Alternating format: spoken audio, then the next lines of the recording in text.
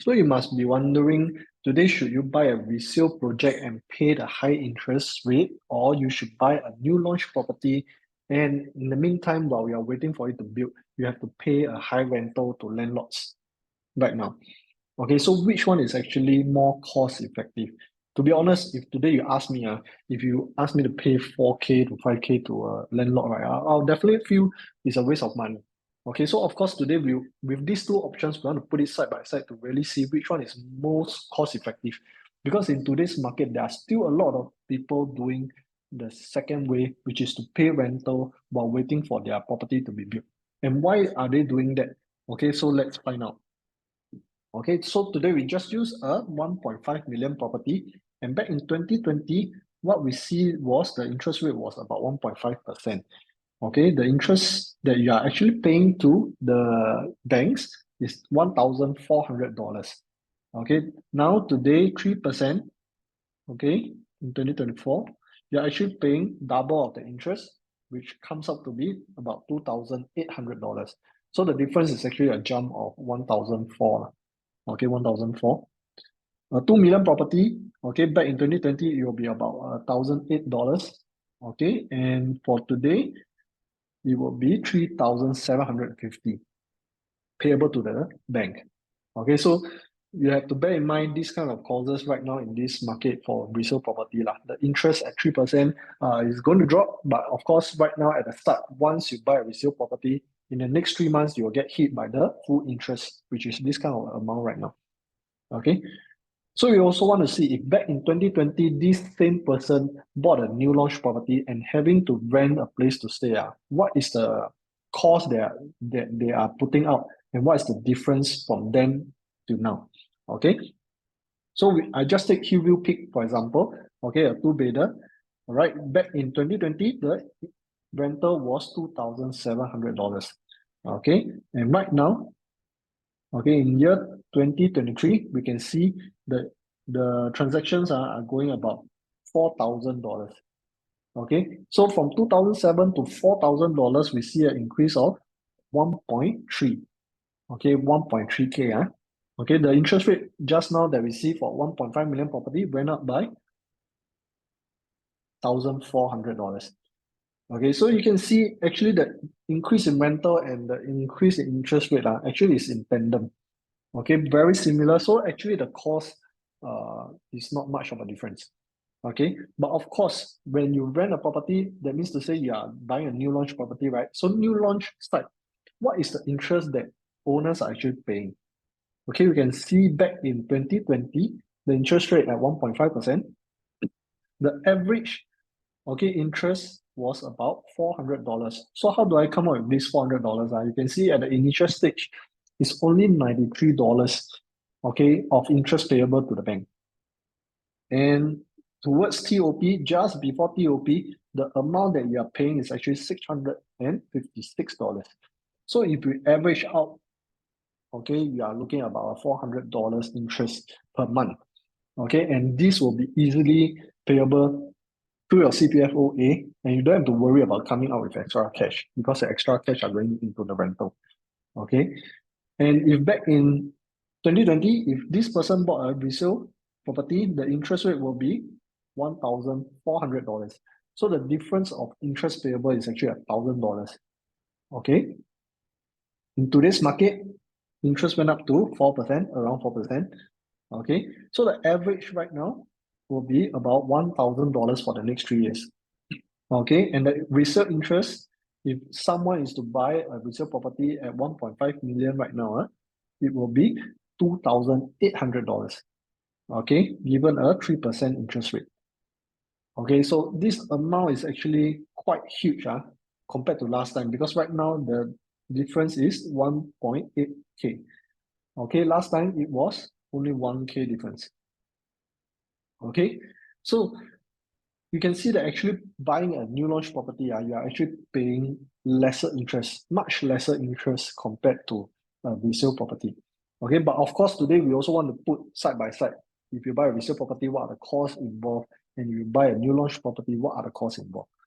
Okay, so say we just use a 1.5 million property for example. Okay, for a resale property, interest at 3%, you are paying $2,800. Okay. And then you are paying maintenance and property tax once you collect the keys. Okay, so we average out to be about $400 per month. Okay, which is actually on the lower end. Because right now it's actually way higher than $400, but I'll just use the lower end. Okay. Rental you don't have to pay because you have your own property now. Okay, renovation wise, I put $50,000 because I think you definitely want to change the toilet. Okay, someone's used the toilet for the past few years, you definitely want to change it. Kitchen wise, maybe you want to touch out a little bit, you want to change this cabinet, that cabinet, flooring, painting, you might have to add in a little bit more. Okay, so basically, I would think bare minimum right now is about $50,000 renovation. And if you want more luxurious, it's about 100, 200,000 already. Okay, so just keep it at $50,000, for example, right now. Okay, so in these 3 years, if let's say you hold this resale property for 3 years, okay, you put these two together, okay, which is about 3.2K per month. Okay, in 3 years, this will amount to about 115,000. Okay, so adding in your renovation, okay, the cost that you are actually paying for the next 3 years will be $165,000. Okay, so if let's say in 3 years later you want to sell this property, what is the break even? It will be 1.665 million. Okay, now we come to the new side. Okay, I just use a different color. The new side. Okay, interest at 4%, you're paying average interest for the next 3 years about $1,000 per month. Maintenance property tax you don't have to pay, okay, because you cannot stay inside yet. Okay, but this is the cost that everybody is worrying about. Okay, the rental. So using just now the two-bedder rental, for example, you rent okay for $4,000 per month. Okay, so we want to total up these two together for the next 3 years. Okay, this will amount to $180,000. Okay, so adding into your initial 1.5 million, you are going to break even at about 1.68 million. Okay, so the same 1.5 million property, these are the two costs that you will be concerned about. And if you can see, the difference is actually about 100, not 100, $15,000 difference. Okay, so if a new and a resale, let's say these two properties goes into the market at the same time, a new and a resale selling almost the same price. Okay, as a buyer, which one will you go for? Definitely, if I'm the buyer, I will choose the newer property at the same price. This is a no-brainer, definitely. Okay, so we just take a real example. Okay, we have Hugh Haven, okay, which is a new property. Okay, still building, and you will TOP in 2027. Okay, versus Midwood, which TOPs this year, okay, 2024.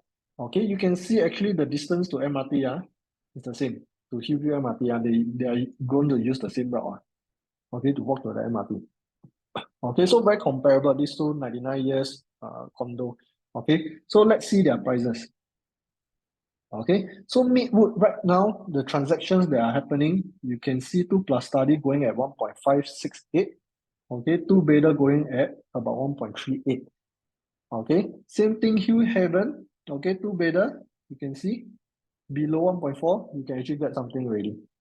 Okay, 6, 7, 8 square feet. Okay, and 2+ study, you can actually get something below 1.6 million. Okay, so do you see the price is actually very comparable to Midwood?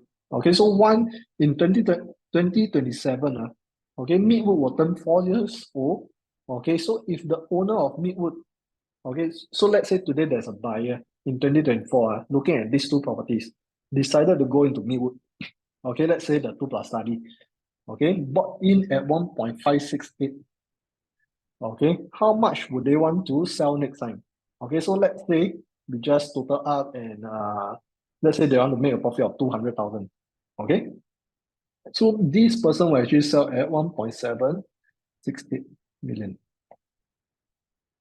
Okay, and if another buyer buys into Hugh Haven, okay, this 2+ study 1.583, with a 200K profit as well. Okay, 1.783 million.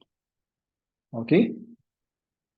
If they were to sell together at the same time in 2027, which will the future buyer choose?